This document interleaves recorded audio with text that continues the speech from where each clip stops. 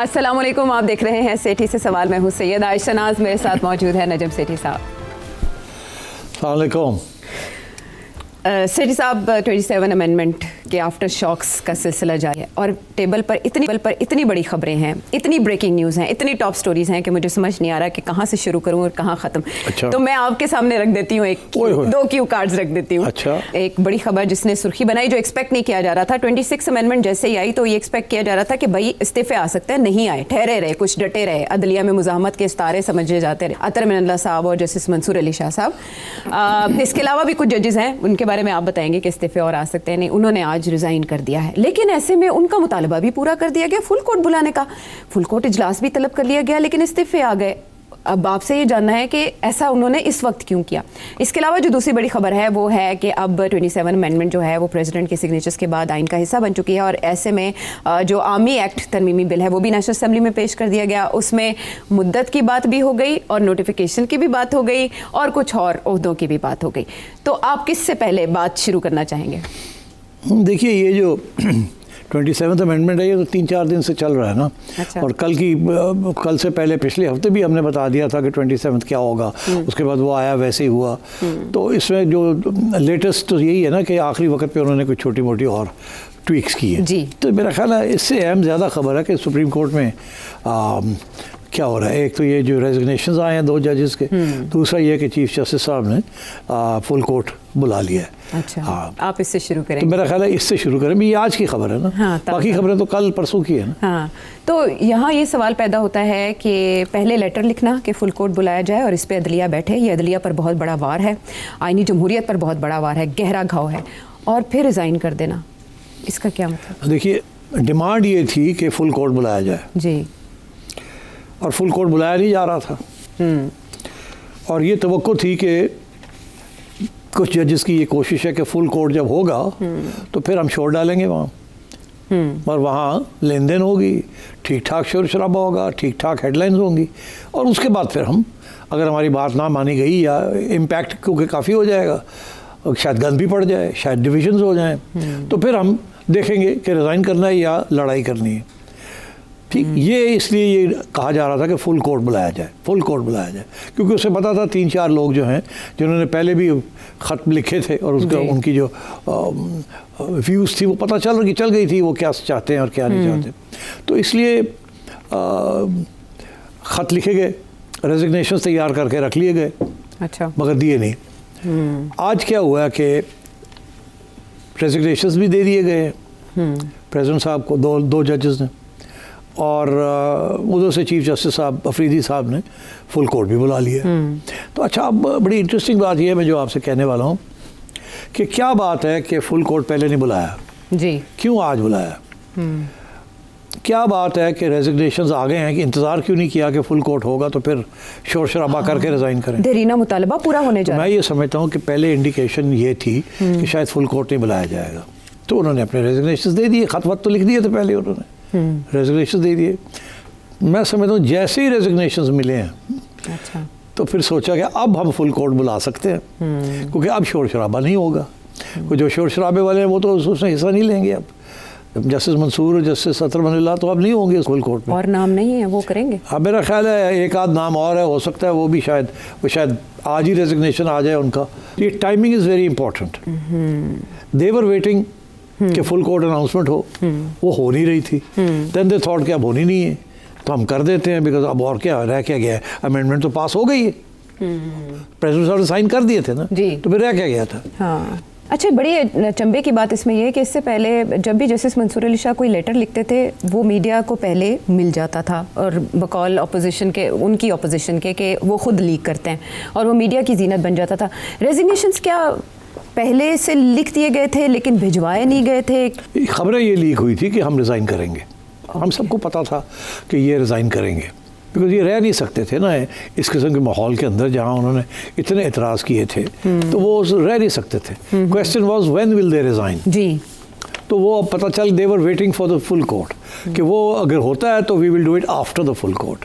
को full court के अंदर बोलेंगे ना, मौका मिलेगा ना, लोगों को उकसाएंगे ना, देखे ये हो गया वो हो गया, it would been headlines. Full court के अंदर लड़ाई झगड़े हो गए। ठीक है। अब मैं आपसे कहता हूँ कि फैसल वाडा जो बात कर रहे थे, हाँ, फैसल वाडा कह रहे हैं नवंबर में कुछ हलचल होने वाली है। वो कह रहे हैं आगे नवंबर तो है, चढ़ गया ना। वो कह रहे हैं आगे कुछ हलचल होने वाली है। अच्छा। तो वो क्या हलचल होने वाली थी? वो ये खतरा था कि अगर फुल कोर्ट हुआ तो उसके अंदर ये गड़बड़ होगी, हलचल होगी, वहाँ डिविजन्स होंगे, वहाँ कोई मसला बन सकता है। ये 2-3 जजेस हैं, ये काफ़ी फायरी स्पीचेस दे के इशू हेडलाइंस बनाए, कोई कंट्रोवर्सी क्रिएट करे। मगर अब मेरा ख्याल है कि अगर आज आप फैसल वाडा को पूछे अभी कि भाई अब क्या होगा, तो आप वो कहेगा और सब ठीक हो गया, सिर्फ एक थर्ड रेजिग्नेशन आने वाली है। अच्छा। अब ये कहेंगे वो। अब वो जो जिसकी तरफ तवज्जो दिलवा रहे थे या इशारा कर रहे थे, वो खतरा ख़त्म हो गया अब। हाँ, तो ये रेजिग्नेशन सिर्फ एक और आएगी या दीगर कोर्ट्स जो हैं जो इससे पहले लेटर भी लिख चुके हैं? वो देखिए, वो तो उन जजेस पे डिपेंड करता है, बट ये 2 बड़े क्रिटिकल जजेस थे, सो इसलिए I think there may be some more resignations. और ऐसे में अतर मिनल्ला साहब ने अपने जो लेटर में प्रेसिडेंट साहब को जो उन्होंने इस्तीफ़ा भिजवाया, उसमें लिखा है कि इससे पहले उन्होंने कभी अपनी सर्विस के दौरान इतना गहरा वार आइन पर नहीं देखा। वो तो सारे कह रहे हैं ना, ये लोग तो यही कहेंगे ना। मगर सवाल इसमें फिर अब मैं उधर जाना नहीं चाहता, तो आप मुझे मत वहाँ लेके जाएं। अच्छा। कि ये कैसे हुआ, ठीक, क्यों हुआ। हाँ। वो तो ऑलरेडी हम डिस्कस कर चुके हैं कि इससे जुडिशरी का अपना बहुत बड़ा रोल है। देखिए, इस हद तक जब जुडिशरी चली जाती है ना, तो फिर लड़ाई झगड़े तो होंगे। अपने हद से कोई बाहर निकल जाता है तो फिर दूसरी साइड जो है वो भी अपने हद से बाहर निकल जाती है। और यही हुआ है कि सियासी इतना हो गया माहौल, जो कि जुडिशरी के अंदर भी पहले ज़माने में आयशा जुडिशरी इस्टेब्लिशमेंट की साइड लेती थी और वो एग्जीक्यूटिव की साइड होती थी। जब एग्जीक्यूटिव और इस्टेब्लिशमेंट के दरमियान कोई लड़ाई झगड़े होते थे तो वो इस्टेब्लिशमेंट की साइड लेती थी। जब वो इस्टेब्लिशमेंट और एग्जीक्यूटिव एक साइड भी होती थी तो वो उनकी साइड लेती थी, ऑपोजिशन की नहीं लेती थी। तो कभी, मगर अभी हाल ही में ये हुआ कि पॉपुलर जो सेंटिमेंट है इमरान खान के लिए, वो जुडिशरी के अंदर भी नुमाया हो गया। उनके जो कुछ फैसले थे वो इतने पोलिटिसाइज्ड फैसले नज़र आ रहे थे कि उसके अंदर न्यूट्रल लोग भी ये कह रहे थे कि ये तो कानून और इंसाफ के तकाजे भी नहीं है, ये तो सियासत के तकाजे में चले गए हैं। पहले ये सियासत के तकाजे में बड़े ख्याल के साथ, तरीके के साथ जाते थे और एक आध इधर कर दिया जहाँ क्रिटिकल है कि या इधर कर दिया, on the face of it लगा ऐसे कि नहीं अभी भी गुंजाइश है इंडिपेंडेंस की या न्यूट्रलिटी की। मगर ये हाल ही के अंदर 2-3 चीफ जस्टिस और उनके साथी, 4-5 इकट्ठे मिल के साथी, ये तो 2017 से इतने एक्टिव हुए हैं, इतने एक्टिव हो गए थे कि it was now quite clear कि जो अदालत है सुप्रीम कोर्ट की, it is a very highly politicised अदालत। और वो ये नहीं है कि वो इस्टेब्लिशमेंट के ख़िलाफ़ है या किसी हुकूमत के ख़िलाफ़ है, वो ये थी कि ये इमरान खान के हक़ में है। ठीक, इसीलिए तो ये बातें शुरू हो गई ना कि जजेस फैसले नहीं कर रहे, उनकी बीवियाँ फैसले कर रही, ऐसी बातें सोशल मीडिया पे शुरू हो गई थी। तो आई थिंक द जजेस have pushed themselves into the such a position that system was becoming unstable. तो जब पावर जहाँ होती है वो फिर असर्ट करती है ना अपने आप, तो इसलिए ये सारा कुछ हुआ है।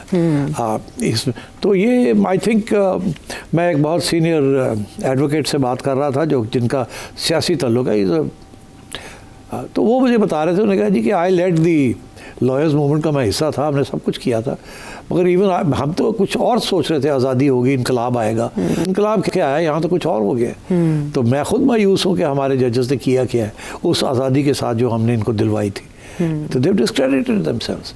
आज ये जो सारी बात हो रही है जमहूरियत जमहूरियत जमहूरियत जमहूरियत की, तो जमहूरियत को मारने वाले तो सारे मिलजुल के हमने किया है ना। यही तो मैं उस दिन से कह रहा हूँ कि इसके अंदर जो पुरानी अपोजिशन थी जो अब गवर्नमेंट में है, जो उस वक्त गवर्नमेंट थी जो अब अपोजिशन में है, और जो जुडिशरी के लोग थे, जो लीडिंग एजेस थे, द टॉप जजेस, they all part of this. तो दे ऑल जॉइंटली, जिसे कहते हैं ना, प्लेट के ऊपर को पकड़ा दिया सारा कुछ प्लेट में रख के।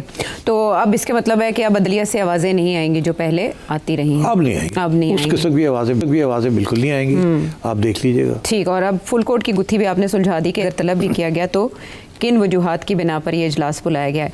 आगे बढ़ते हुए अब हम बात कर लेते हैं उस हैपनिंग की जो आज पार्लियामेंट में हुई, यानी नेशनल असेंबली में देखी गई। सिट साहब, बड़ा मुतालबा किया जाता था एक नोटिफिकेशन आना चाहिए, तो आज क्या वो आज नोटिफिकेशन आ गया है मगर नज़र नहीं आ रहा। अच्छा, नोटिफिकेशन आ गया है? जी आ गया, मैं आपको बताता हूँ कैसे आ गया। आज जो अमेंडमेंट्स हुई हैं, जो पास हुई हैं, उस पर बड़ा वाज़े तौर पे लिख दिया गया है। पहली बात कि जो फील्ड मार्शल साहब हैं, वो तो हो गया ना, फील्ड मार्शल तो बन गए थे वो, जी, ठीक, कि फील्ड मार्शल साहब जो हैं वो अब होंगे chief of the defence command, जी, डिफेंस फोर्स। ठीक। वो जो 3 का जो अबॉलिश किया ना उन्होंने, चेयरमैन जॉइंट चीफ्स, हाँ। उसको ख़त्म करके उन्होंने एक नया ओहदा बना दिया, एक नया कमांड सेंटर बना दिया, ऑपरेशनल कमांड, जी, चीफ ऑफ डिफेंस फोर्स, जी, ठीक। चीफ ऑफ डिफेंस फोर्स जो है उनको उन्होंने आज general Asim Munir field marshal को बना दिया, ठीक। और साथ ये कह दिया कि जो ओहदा है उसकी टर्म शुरू हो रही है अब से, ओके, 5 साल की टर्म मिल गई चीफ ऑफ डिफेंस फोर्स को। कौन है वो? Army chief, field marshal. आप गड़बड़ करती हैं। अच्छा, हाँ, मैं नहीं। फील्ड मार्शल कह रहा हूँ Okay, आपसे। okay. You have to no longer call him army chief, he is field marshal okay, and chief of army staff both, okay, and now chief of defence force. Okay, 3 ओहदे आ गए। जो army chief था उसका ओहदा 3 साल की term थी जी, इनिशियली, हाँ, according to army act, initially, ठीक है ना। फील्ड मार्शल साहब तो फॉर लाइफ है, जी, ऐसे ही है ना। ऐसा ही, और चीफ ऑफ डिफेंस फोर्स जो है वो 5 साल मिल गए आज से। ओके, तो टेक्निकली अगले 5 साल के लिए field marshal Asim Munir will be in command of the entire defence forces of Pakistan and by definition also as army chief. तो वो नोटिफिकेशन की अब आज इस तरीके से नोटिफिकेशन आई है, ये नहीं है कि आर्मी चीफ उनको 5 साल मिल गए हैं। तो अब 2030 तक field marshal, chief of army staff, chief of defence force is field marshal Asim Munir Munir. साहब आगे आइए। अच्छा, नए पोस्ट क्रिएट जाएंगे, vice chief of army staff and deputy chief हाँ, ऑफ आर्मी, या ये, है। वो भी जो है वो उनकी जो रिकमेंडेशन है कि कौन आएगा उस पर, बिकॉज 4 स्टार है ना वो। जी, They are 4-star posts, like that of the army chief, deputy chief, or vice chief of army staff, or 4-star. Right, वो recommendation होगी of the army chief oblique field marshal साहब okay, to the prime minister के आयशा को लगाएं आप। अच्छा, ये उसी तरीके से है जैसे कि प्राइम मिनिस्टर आर्मी चीफ के लिए प्रेसिडेंट को कहता है कि आप इनको लगाएं। एडवाइस करते हैं, तो ये एडवाइस आएगी नीचे से, अच्छा, from general Asim Munir, okay, और प्राइम मिनिस्टर को करनी पड़ेगी, आइन के अंदर लिख दिया गया है। एक फॉर्मेलिटी है ये। अच्छा, इसका ये मतलब है कि जनरल आसिम मुनीर 3 ओहदे तो आ गए उनके पास, field marshal for life, army chief, जी, चीफ ऑफ डिफेंस फोर्स, वो तो 3 जिसमें बाकी लोग भी होंगे। जी, then he will appoint the vice chief, और deputy chief of deputy chief, and last but not least on his advice जी, the chief of the strategic defence force. ये एक अलग अदारा है, स्ट्रेटेजिक कमांड जिसे कहते हैं। ओके, ये strategic command is nuclear. Okay, आपके जो न्यूक्लियर असासे हैं हाँ, वो एक अलग कमांड है, अच्छा, उसका भी जो हेड होगा वो आसिम मुनीर लगाएगा। So Asim Munir will appoint the head of the nuclear force, Asim Munir will preside over the other 2 field marshals Right. in that committee, chief of defense force, ठीक, जी, जहाँ खुद बैठे होंगे as army chief and head of that committee. So basically all the levers of power जो है वो अब आसिम मुनीर साहब के हाथ में आ गए ऑफ आर्म्ड फोर्सेस, कॉन्स्टिट्यूशनली, और टर्म भी 5 साल की स्ट्रेट अवे मिल गई है as field marshal for life and chief of defence force ठीक, 5 साल की। फॉर लाइफ एक तरफ और चीफ ऑफ डिफेंस फोर्सेस के लिए अब 5 फॉर लाइफ का मतलब क्या है? लाइफ का ये मतलब ये है कि व्हेन ही रिटायर्स, जब भी ये रिटायर होंगे, 5 साल तो कहीं नहीं गए ना, जी, जी, तो जब ये रिटायर होंगे he will continue to wear the uniform. इनके नाम के आगे फील्ड मार्शल आसिम मुनीर लिखा होगा, field marshal general Asim Munir, ठीक है, रिटायर्ड नहीं लिखा होगा। फील्ड अब जब आर्मी चीफ रिटायर करता है ना तो वो लिखा होता है COS रेड ब्रैकेट्स रिटायर्ड, जैसे general retired Pervez Musharraf, general इस तरह से। रिटायर्ड, इनके रिटायर्ड नहीं लिखा होगा। और मैं जाते जाते ये एक्सप्लेन कर दूं उन लोगों को जो कि थोड़े से परेशान है कि ये ताहयात तक ये क्या मतलब है इसका। ये दुनिया में जहाँ जहाँ फील्ड मार्शल का ओहदा बनाया गया है, ये शुरू हुआ है UK में। अच्छा। ये वहीं से ये सारी बात चली है फील्ड मार्शल की। ठीक है, जर्मन्स एंड ब्रिटिश जर्मन्स में भी तो, और फिर अमेरिका में भी था फील्ड मार्शल मॉन्टगोमरी, ठीक, ब्रिटिश। जी। उसके बाद भी 1996 तक अंग्रेज जो हैं वो फील्ड मार्शल्स बनाते रहे हैं। जी। ओके। और फिर उसके बाद कोई फील्ड मार्शल नहीं बना, और जब वो फील्ड मार्शल किसी को बनाते थे वो फॉर लाइफ होता है, वो भी फॉर लाइफ था। They would wear their uniform with all the medals and everything else and be referred to as field marshal. जी, ये दुनिया भर में रिवायत है, इसका हवाला। हाँ, मगर अब ये हो रहा है कि पिछले 10-20 साल से अंग्रेज़ों ने, UK वालों ने कोई फील्ड मार्शल नहीं बनाया। मगर उनका एक और भी बड़ी इंटरेस्टिंग चीज़ थी कि वो सिर्फ आर्मी से नहीं लेते थे, दूसरी फोर्सेस से भी लेते थे। हाँ। मगर इन्होंने क्या किया, इन्होंने ये किया है कि दूसरी फोर्सेस को खुश करने के लिए वो जो ओहदे उनके बनाए हैं, they are equal to that of field marshal. Army जो फौज के जो होते हैं वो फील्ड मार्शल होते हैं, जो नेवी से आते हैं एडमिरल ऑफ द फ्लीट। ये पहली दफ़ा हमने सुना है एडमिरल ऑफ द फ्लीट, मगर UK के अंदर they are known as admiral of the fleet. वो फील्ड मार्शल का पोस्ट होता है। एडमिरल हो सकता है, चेयरमैन जॉइंट चीफ्स ऑफ लारा वारा, एडमिरल फलाना, मगर अगर उसे कहा जाए एडमिरल ऑफ द फ्लीट तो it's equal to 5 stars. Right, ठीक है। सिमिलरली एयरफोर्स में भी एयर मार्शल जो है उन्होंने उसको 5 स्टार कर दिया, और वो भी ताहयात ही होंगे। ठीक। They will also be known throughout subsequently as air marshals, और उनको रिटायर्ड नहीं लिखा जाएगा। ओके, वो भी फील्ड मार्शल ही कंसिडर होंगे, और इम्यूनिटी उनको भी होगी इक्वल। अच्छा, अब मेरा ख्याल है इम्यूनिटी लिखा तो नहीं गया कि उनकी भी होगी कि नहीं होगी, बट आई थिंक होगी। I think this will cover the entire thing. मगर इम्यूनिटी जो बात आप कर रहे हैं ये भी बड़ी इंटरेस्टिंग है। ये जो इम्यूनिटी का जो इश्यू है, आर्मी चीफ जब तक वो यूनिफॉर्म में था तो उसकी इम्यूनिटी थी, जब वो रिटायर्ड लिखता था तो उसकी इम्यूनिटी खत्म हो जाती थी। वो आपने देखा क्या हुआ अभी हाल ही में जनरल मुशर्रफ के साथ क्या हुआ, आर्टिकल 6 भी लग गया, ये भी हो गया, और बेलें भी करानी पड़ी, अदालतों में भी घूमना पड़ा उनको, आर्मी चीफ को। ठीक, तो मगर अब ये नहीं होगा। अच्छा, now this will not happen to anyone out of these people. तो अब सवाल ये लोग बड़े पूछ रहे हैं कि इसकी क्या ज़रूरत, ये ज़रूरत क्यों नहीं लगा सके। तो फिर आपको पता चलेगा ज़रूरत क्यों पड़ी। वो इसलिए नहीं लगा सके कि अब जब जनरल मुशर्रफ के ऊपर केसेस हुए तो उस वक्त नवाज शरीफ साहब प्राइम मिनिस्टर थे जी, सरदारी साहब प्रेसिडेंट थे। इनको निकाला था इम्पीचमेंट की थ्रेट के ऊपर जी। उसके बाद किसी ने केस कर दिया, हालांकि जो अंडरस्टैंडिंग थी कि इनके ऊपर केसेस नहीं होंगे और ये चले जाएंगे मुल्क से बाहर। मगर हुआ ये कि किसी के जरिए केस करा दिए। इफ्तिखार चौधरी साहब ने कहा था अब लेकर आए, हम बना देते हैं। तो अब इस किस्म की सिचुएशन को रोकने के लिए कि कल को फिर ना इस किस्म की कोई सिचुएशन हो जाए, अभी तो सब ठीक है कि जब हम चले जाएंगे तो ये ना हो कि उस वक्त का जो प्राइम मिनिस्टर है वो ये सोचे कि किसी से करवा देते हैं। मैं खुद तो नहीं करता, किसी से करवा देते हैं और किसी जजेस को खड़ा कर देते हैं कि करो कुछ, और उस किस्म की हरासमेंट जो मुशर्रफ साहब की हुई थी वो फिर से शुरू हो जाए। ये अब खत्म हो गई है। अब इन चीज़ों को इंस्टीट्यूशनलाइज किया जाए ताकि और कोई मसला ना हो। ठीक, बहुत से सवालों का जवाब मिल गया, लेकिन एक और बहुत अहम सवाल मियां नवाज शरीफ साहब के हवाले से ब्रेक के बाद रखेंगे।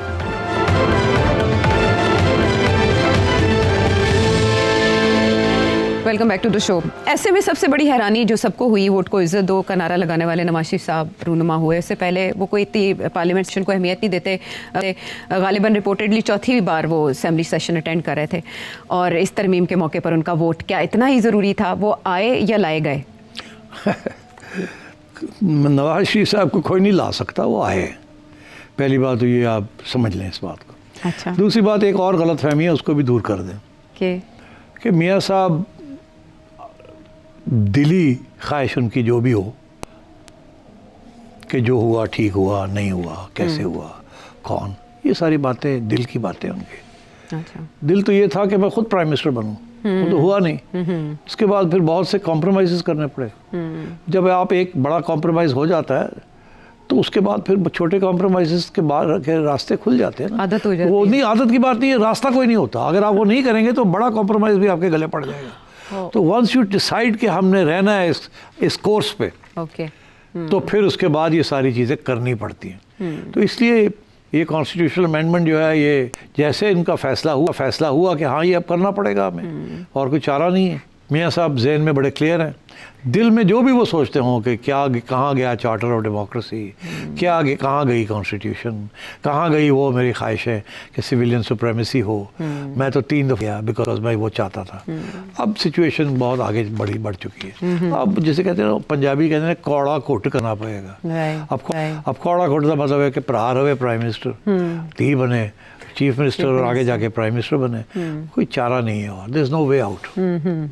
ठीक है, चले वो नवाशी साहब एक शेर अक्सर गुनगुनाते हैं, ये सादिक आ रहा है सिचुएशन पे, लेकिन ऐसे में आपने कहा कंप्रोमाइज़ करने पड़ते हैं। क्या पीपल्स पार्टी कंप्रोमाइज़ करना नहीं सीख रही? कि बिलावल भुट्टो कह रहे हैं कि 18वीं तरमीम में इतनी ताकत है कि किसी का बाप भी चाहे तो इसे ख़त्म नहीं कर सकता। देखिए पीपल्स पार्टी भी तो हार्ड बॉल खेल रही है ना। क्या हार्ड बॉल का मतलब यह है कि वो बास्केटबॉल नहीं खेल रही। हाँ, वो इसलिए कि उसे पता है कि उसके बगैर ये सारा कुछ हो नहीं सकता। तो वो भी फिर अपनी डिमांड पूरी तो करवाएंगे ना। अब फॉर एग्जांपल ये जो डिमांड थी, 2 बातें थी ना। एक तो हम ये NFC को हाथ नहीं लगाने देंगे, बाकी मैं समझना अख मारती है कि जो तुसी चाहते हो करा लो वो और तरीके ना, ठीक, वो हम करें, मगर ये हमारे लिए सियासी तौर पे नॉट रेड लाइन है। और वो समझते हैं, दूसरी साइड भी समझती है कि इसके लिए सिंधी नेशनलिस्ट के लिए ये बड़ा इंपॉर्टेंट है। और पीपल्स पार्टी जो है इस वक्त अगर ये जिन्होंने कहना गड़बड़ करती है तो सारे लगे जाओगे ना, फिर मसला बन जाएगा ना, ठीक है ना। तो दे डोंट वांट दैट। तो दूसरी बात ये थी कि पीपल्स पार्टी जो है वो कह रही है, उन्होंने सोचा कि फिर अगर यही है तो फिर हम भी कुछ निकालें। और वो आसिफ ज़रदारी साहब ने अब बुला के सबको ये कहा अपनी पार्टी में कि आप ये करने तो जा रहे हैं, बिल्कुल करें, NFC के ऊपर नहीं आपने हिलना, वो और रास्ते निकाल लेंगे हम। अच्छा। उनको जो पैसे वैसे चाहिए वो हम कर लेंगे, उनको एश्योरेंस दे दे। हम इसको छेड़ना नहीं चाहते, यही तो मेरी लेगेसी है, यही तो मेरा हिस्ट्री में रोल है मेरा 18th अमेंडमेंट, प्रोविंसेस के लिए, फेडरेशन के लिए। इसको तो हाथ ना लगाने दें। बाद में जो रास्ते निकालने वो निकाल देंगे पैसों के। उनके साथ यही हुआ ना कि जब वो प्रेसिडेंट थे तो इम्यूनिटी थी, जैसे ही वो हटे तो फिर शुरू हो गए केसेस शुरू हो गए। और जब वो प्रेसिडेंट थे और उस वक्त अदालत जो थी उनकी इम्यूनिटी ख़त्म करना चाहती थी और प्राइम मिनिस्टर रास्ते में गिलानी साहब खड़े हो गए थे, तो इफ्तिखार चौधरी ने गिलानी साहब को बाहर निकाल दिया। Unheard of. वो इसलिए बिकॉज उन्होंने कहा मैं नहीं लिखूंगा खत स्विस अथॉरिटीज को, प्रेसिडेंट के सजा सुना दी थी एक वज़ीर आज़म को, वही फर्क कर दिया। तो अब सब ने सबक सीख लिए ना कि क्या क्या हुआ है उनके साथ। तो उसको उन्होंने रोकने के लिए प्रेसिडेंट साहब ने कहा मेनू भी क्लियर करो फॉर लाइफ, मेरे खिलाफ भी कोई केस नहीं होगा। तो कॉम्प्रोमाइज़ क्या हुई? अच्छा जी ठीक है फिर, क्योंकि अगर जनरल साहब को देनी है तो आपको भी दे देते हैं, मगर आप में और उनमें थोड़ा सा तो फ़र्क है ना। आप ये है कि आप अगर कोई और ओहदा लेंगे after you retire as president, right, तो फिर ये ख़त्म हो जाएगी, फिर ये आपको इम्यूनिटी नहीं रहेगी। अगर तो आप रहते हैं एज प्रेसिडेंट आसिफ जरदारी और आप कोई और ओहदा नहीं लेते, ठीक, आप सेनेट चेयरमैन नहीं बनते, आप स्पीकर नेशनल असेंबली नहीं बनते, आप कुछ और MLA नहीं बनते, आप then you are retired. As long as you are retired and not getting a salary from the government in any way, तो ये आपकी इम्यूनिटी रहेगी।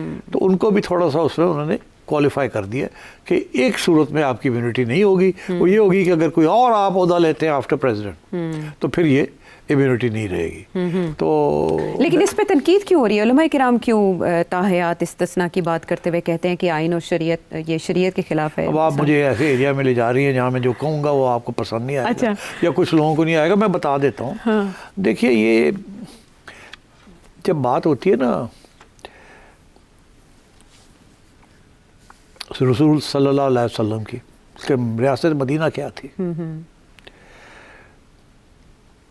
रियासत मदीना में हमारे प्रॉफिट सिर्फ लॉ गिवर नहीं थे, ही वॉज ऑल्सो द जज। एक होता है टू मेक द लॉ, एक होता है टू अजज the law. He was both law giver and the जज। ठीक है, दैट वॉज द रियासत मदीना। ठीक, वो हो नहीं सकता अब, दैट इज़ नॉट पॉसिबल। तो इसलिए ये जो जिस किस्म की जो डेवलपमेंट्स यहाँ हो रही हैं, दे ऐसे लगता है कि हेड ऑफ स्टेट या are acquiring those powers without having the spiritual authority behind them. All right, I got it. ठीक, that is why the ulama are objecting. इस मनसब और ये जो इस्तिस्ना मिल रहा है इसकी रूह के मुनाफी वो अपने लिए मांग रहे हैं। वापस आते हैं ब्रेक के बाद।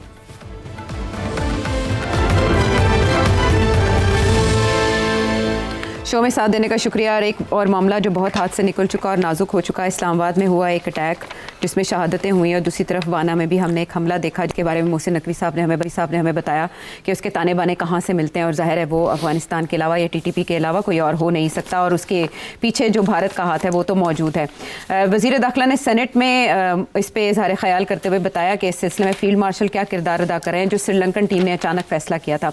लेकिन सेठी साहब, अब ख्वाजा आसिफ ने ये कहा है कि हम हालत जंग में हैं अफगानिस्तान के साथ और इस्लामाबाद और वाना हमलों का ऐसा जवाब देंगे कि दुनिया देखेगी। अभी तक जवाब दिया नहीं गया उस तरह से जैसे माजी में पाकिस्तान एग्रेसिव रहा। क्या जवाब दिया जाएगा और कब तक? देखिए, जवाब तो वही देंगे जो पहले भी दिया इन्होंने। सेलेक्ट अटैक्स होंगी, वो भी अपनी अटैक्स कंटिन्यू करेंगे TTP वाले, और आप भी सेलेक्ट टारगेट्स आप करेंगे, आप सेलेक्ट बमबारी करेंगे और ये होगा। मैंने ये कहा था कि एक चीज़ शायद ना हो कि पिछली दफ़ा अफगानिस्तान की हुकूमत ने टैंक्स भेज दिए थे लड़ाई करने के लिए आपके साथ जी। वो अब नहीं करेंगे। आपकी दोनों मुल्कों की फौजें नहीं क्लैश करेंगी।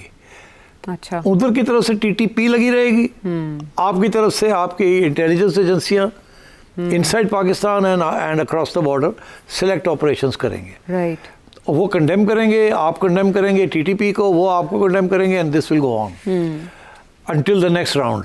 अब नेक्स्ट राउंड मुझे नज़र नहीं आ रहा ऑफ पीस टॉक्स। लेकिन उसमें तो इस्तांबुल का एक वक्त यानी कि तुर्की का एक वक्त पाकिस्तान आना चाहता है। अब वो क्या पाकिस्तान, देखिए उनके बड़े सीनियर लोग भेज रहे हैं, वो अपने आर्मी चीफ और बड़े सीरियस किस्म के लोग वो भेज रहे हैं, national security adviser, foreign minister वगैरह। उनकी ये कोशिश है कि ये ना हो जल्दी से जल्दी, बिकॉज ये सबका नुकसान हो जाएगा। मगर मेरा ख्याल है they will not succeed. Afghanistan की तरफ से 2-3 बहुत इंपॉर्टेंट स्टेटमेंट्स आए हैं। एक स्टेटमेंट तो ये आया कि तजारत मुतबादल रूट्स देखिए मुल्ला गनी हम धमकी दे रहे थे कि हम बंद कर देंगे, और बंद की भी है, और हमने कुछ बंद की भी है। 4 इस वक्त क्रॉसिंग्स हैं, पता है आपको ना? एक नॉर्थ वजीरिस्तान में है, एक साउथ वजीरिस्तान में है, एक चमन है और एक तुर्खम है, ऐसे ही है ना? तो चारों बंद है इस वक्त जी। अब और सारी इंपोर्ट एक्सपोर्ट जो है, अफगानिस्तान की एक्सपोर्ट भी कराची से होती है, अफगानिस्तान की इंपोर्ट भी वहाँ से होती है। कोई $2 बिलियन की तजारत है एक दूसरे की, जिसमें अफगानिस्तान से जो माल यहाँ आता है वो 1/4 हिस्सा है वो जो यहाँ से हम एक्सपोर्ट करते हैं, ये यहाँ से जो जाता है वहाँ। तो इसलिए हमारी एक्सपोर्ट्स ज़ाहिर है टू अफगानिस्तान गिर जाएंगी, उनकी इंपोर्ट्स गिर जाएंगी। वो ये धमकी दे रहे हैं कि जी अब हम सेंट्रल एशिया से और इंडिया से माल लेंगे और ईरान से लेंगे, और बहुत हद तक वो कर भी सकते हैं। अच्छा, क्योंकि अगर इंडिया अभी तक तो चाबहार इतना एक्टिव नहीं हुआ और वो जो रूट है वो अभी तक बना नहीं है पूरा, बट इवेंचुअली बन भी सकता है। But for the time being Afghanistan जो है वो अपना शिफ्ट करेगा focus to Iran and Central Asia, जहाँ उनके तल्लुकात अच्छे हैं, बुरे नहीं हैं। तो वो जो चीज़ें पाकिस्तान से इंपोर्ट करता है वो ईरान से इंपोर्ट कर लेंगे, और जो चीज़ें वो एक्सपोर्ट करता है पाकिस्तान को वो सेंट्रल एशिया में भेज देंगे। अच्छा। मतलब ज़्यादातर वेजिटेबल्स, फ्रूट्स एंड हैंडीक्राफ्ट्स, इस किस्म की चीज़ें, और कोल, और जो इंपोर्ट करता है वो फूड स्टफ्स है, वीट, कॉटन, राइस, ये चीज़ें, पोटैटोज़, इस किस्म की चीज़ें वो इंपोर्ट करते हैं। तो मेरा ख्याल है कि ये अब, और उनका ये कहना है कि अब हमने अपने लोगों को समझा रहे हैं कि आप तैयार हो जाएं, ये मुश्किल होगी। अच्छा, उसका असर उनके ऊपर जो पड़ेगा वहाँ तो शॉर्टेजेस हो जाएंगे, ठीक है, कोई इसमें शक ही नहीं है। मगर उनकी गवर्नमेंट डजंट केयर, वो तो अवामी हुकूमत है ही नहीं, वो तो कहीं और नुमाइंदा हुकूमत नहीं है। हाँ, वो तो बाय फोर्स एक 20,000-50,000 लोग आके ले गए सिविल वॉर में, तो वो तो इनकलाबी हुकूमत है। अच्छा, मगर जो अवाम है वहाँ तो वो पहले ही सफ़र कर रही है, यहाँ से लोग वैसे ही आपने उनको वापस कर दिया है। ओवर 1 मिलियन पीपल सो फार, इवेंचुअली 2 मिलियन पीपल चले जाएंगे, वहाँ हालात तो और ख़राब होंगे। और हमारे यहाँ भी कुछ शॉर्टेजेस हो जाएंगी। जो इस वक्त हम अफगानिस्तान से फ्रूट्स एंड वेजिटेबल्स आ रहे हैं, वो जब भी ज़रूरत पड़ती है, शॉर्टेज होती है, तो हम आ जाते हैं वहाँ से। एक तो ये हमारे तंगी होगी, टमाटर महंगे हो जाएंगे, प्याज महंगे हो जाएंगे। पहले जब भी कोई शॉर्टेज होती थी या अफगानिस्तान से आ जाते थे या ईरान से स्मगल होके आ जाते थे या इंडिया से आ जाते थे, वो अब एक रास्ता बंद हो जाएगा। तो यहाँ आप देखिएगा शॉर्टेजेस होंगी शॉर्ट टर्म में, और महंगाई भी हो जाएगी, और ये जाहिर है महंगाई होगी उसकी वजह से। तो ख्वाजा आसिफ तो कह रहे हैं कि इसमें ब्लेसिंग इन डिस्गाइज है, दहशतगर्दी में कमी होगी जाहिर है जब बॉर्डर। ब्लेसिंग इन डिस्गाइज तो ये ऐसे ही कहते हैं, डिस्गाइज नज़र नहीं आती। अब ये मजबूरी है, अफगानिस्तान की भी मजबूरी है, आपकी भी मजबूरी है, कोई ब्लेसिंग वेसिंग कोई नहीं। वो कह रहे हैं टेररिस्ट कम से कम उस तरह से आ जा नहीं सकेंगे, उनके लिबादे में आते हैं, उनके भेस में आते हैं। नहीं, ऐसी नहीं बात, उनके बेस में नहीं आते, कोई ऐसी बात नहीं है। ये वो तो बैठे हुए हैं ऑलरेडी पाकिस्तान के अंदर। यही बात मुत्तकी नहीं, वो आते हैं, बैठे हुए हैं, आज चले जाते हैं। इतना लंबा चौड़ा बॉर्डर है, उसको पुलिस करना इट्स नॉट इजी। तो ये मेरा ख्याल है ये टेम्पररी मेजर्स हैं। अच्छा, आगे going in forward in the next 6 months कोई ना कोई अग्रीमेंट्स होंगी, कोई ना कुछ बात आगे बढ़ेगी। शॉर्ट टर्म में ये है। ठीक है, तो इन अ वे ये कंटिन्यूटी है, जो डेलीगेशन तुर्की से आ रहा है तो वो मेंट करने की कोशिश करेंगे, उधर भी समझाएंगे, इनको भी समझाएंगे। वो भी बड़ी हार्ड लाइन ले रहे हैं, हम बड़े फ्रस्ट्रेट हो गए हैं कि ये बात नहीं सुनते और उल्टा हमारे गले डाल रहे हैं। इंडिया जो है वो जिसे कहते हैं फिशिंग इन ट्रबल्ड वाटर्स, तो ये अगले 6 माह के लिए, साल के लिए ये रहेगा ऐसे ही, मगर आहिस्ता आहिस्ता these things will be ironed out. ताक में है इंडिया। तो मीनवाइल जो श्रीलंकन टीम ने अचानक वापस जाने का फैसला किया, वो बहुत बड़ी खबर थी, लेकिन उसके बाद ज़्यादा बड़ी खबर ये बनी कि उन्होंने यहाँ स्टे करने का फैसला कर लिया। मोहसिन नकवी साहब की मुलाकात, फिर सेनेट में उन्होंने बताया कि ये कैसे मुमकिन हुआ, फील्ड मार्शल ने क्या एफर्ट की। ये कितनी बड़ी आपके ख्याल में? देखिए, श्रीलंका लोग नहीं जानते कि 80 और 90 की दिहाई में जी श्रीलंका के अंदर सिविल वॉर हो रही थी, इंसर्जेंसीज थी, टेररिज्म थी, और उसके दौरान क्रिकेट होती रही वहाँ, और हमने भी वहाँ जाके क्रिकेट खेली, और बम फट रहे थे और हम कोलंबो में क्रिकेट खेल रहे थे। तो वहाँ मुझे ये पता है कि जब यहाँ से श्रीलंका की क्रिकेट टीम चली गई और उसके बाद 8 साल कोई आने के लिए तैयार नहीं था, तो जब चेयरमैन था, तो मैं जब गया श्रीलंका, तो मैंने वहाँ उनके बोर्ड के साथ एक खाना था जहाँ उन्होंने दावत की हुई थी मेरी। उस खाने के अंदर, उससे पहले कोई बात नहीं हुई थी, उस खाने के अंदर मैंने तकरीर की। मैंने कहा मैं याद दिलाना चाहता हूँ आप सबको कि याद करें वो वक्त जब यहाँ बम फट रहे थे।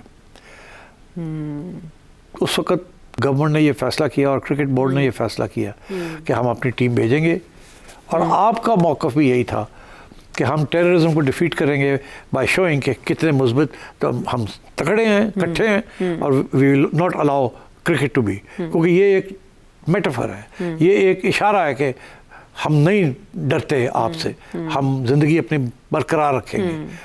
तो मैंने कहा यही हमारा हिसाब है, आप याद करें।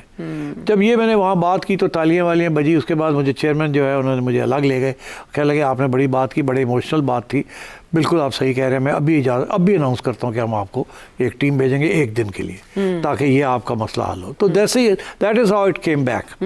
वो आए, जहाज़ से उतरे, सीधे स्टेडियम गए, हम ले गए, हमने मैच खिलाया, मैच खिला के बाद सीधे वापस एयरपोर्ट ले गए और वहाँ भेज दिया, सिक्योरिटी की गारंटी। तो वो एक जिसे कहते हैं ना स्टेपिंग स्टोन थी, जिसका हम बड़े मशहूर हैं श्रीलंका। आज भी श्रीलंका यहाँ आए और ये हो रहा है। आई थिंक यही बात उन्हें समझाई गई है, मैंने ट्वीट भी की है, और मेरा ख्याल है हुकूमत की तरफ से भी, PCB की तरफ से भी, मोहसिन नकवी की तरफ से भी उन्हें समझाया गया। और मेरा ख्याल है उनके जो साथ आए हुए हैं, एक उनके जो एम्बेसडर हैं यहाँ वो फ़ौजी हैं, और एक उनके जो चेयरमैन है वो भी आए हुए हैं उनके लीड बोर्ड के, तो वो उनको बात समझ आ गई है। तो उन्होंने अच्छा फैसला किया है। हालांकि कुछ नए बच्चे हैं, उनको तो याद भी नहीं होगा 90 में क्या हुआ और क्या नहीं हुआ। हाँ, तो उन्होंने ये कुछ ऐसे बात की कि हम चले जाते हैं। हाँ, मगर ये है कि उनको भी उकसाने वाले हमें पता कौन है। हम ज़्यादा उधर नहीं जाएंगे, उधर नहीं जाएंगे हम। हाँ। मगर ये है कि फिर बोर्ड ने बहुत तकड़ा फैसला किया और आई थिंक PCB ने अच्छा हैंडल किया है। Very well handled. तो तारीख याद दिलाना हाल को बेहतर बनाने के लिए कितना ज़रूरी है। अगले प्रोग्राम तक के लिए इजाज़त दें।